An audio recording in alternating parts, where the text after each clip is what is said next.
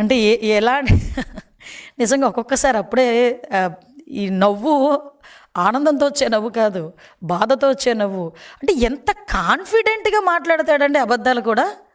నన్ను శాలువాలు కప్పడం పోయి, నాకు దండలు వేయడం పోయి, నన్ను తిట్టరా, రోడ్డు మీదకి వచ్చి మాట్లాడమనండి. ఇప్పుడు నేను మళ్ళీ అడుగుతున్నా, క్వశ్చన్స్ అడుగుతున్నా. నేను నీ దగ్గర ఏ రిపోర్ట్ ఆధారంగా అందులో కల్తీ జరగలేదని చూపించి ఒక్క రిపోర్ట్ చూపించమనండి.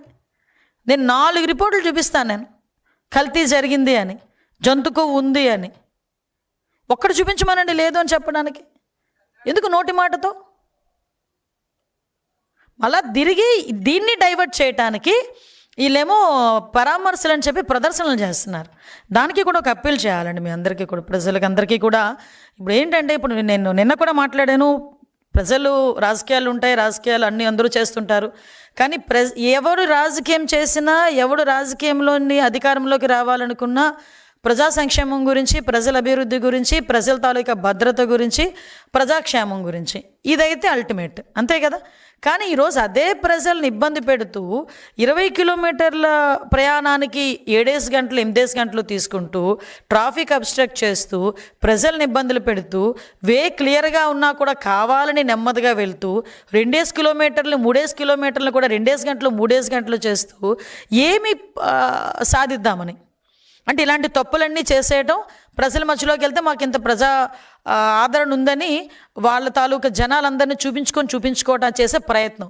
అది కూడా అఫ్కోర్స్ బిడిసికొడుతుంది అనుకున్న తర్వాత విషయం. దీని మీద కూడా ఏం చేయాలని ఒక చర్చ అయితే సాగుతుంది.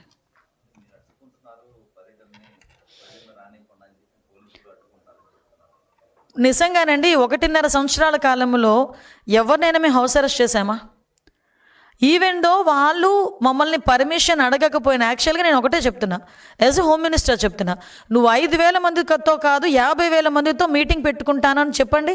ఒక మాజీ ముఖ్యమంత్రికి ఏ బందోబస్తు ఇవ్వాలో ఆ బందోబస్తు ఇచ్చి మేము ప్రశాంతంగా పర్మిషన్స్ ఇచ్చి మేము పంపించుకుంటాం. మేమే కాదని చెప్పట్లేదే, మీకులాగా మేమేం మైకులు లాక్కోవట్లేదే, మీకులా మేమేమి నుంచున్న స్టూల్ లాక్కోవట్లేదే, మీకులా మేమేమి వేసిన స్టేజ్లు కూడా తీసేయట్లేదే, మీకులా మేమేమి ఇళ్లలోని కూర్చోబెట్టి హౌస్ అరెస్టులు చేయలేదే. మేమేమేను మీకు ప్రజాస్వామ్యబద్ధంగా మీకు వచ్చిన హక్కును మీరు వినియోగించుకోండి అని చెప్తున్నాం.